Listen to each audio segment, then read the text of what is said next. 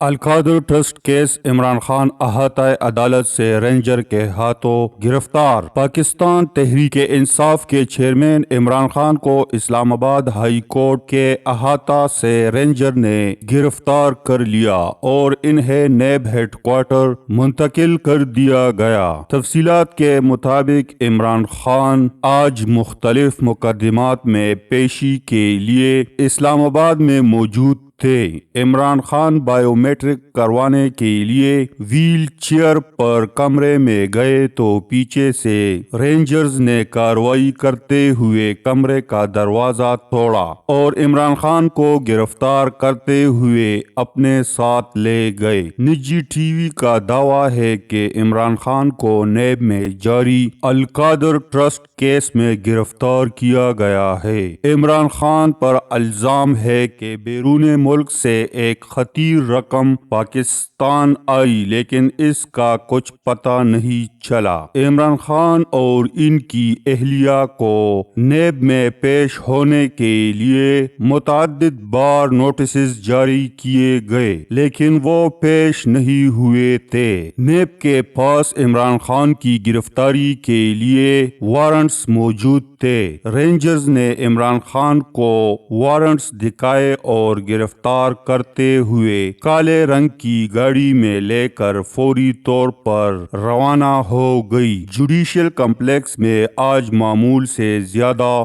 Rangers اہلکاروں کو تعینات کیا گیا تھا۔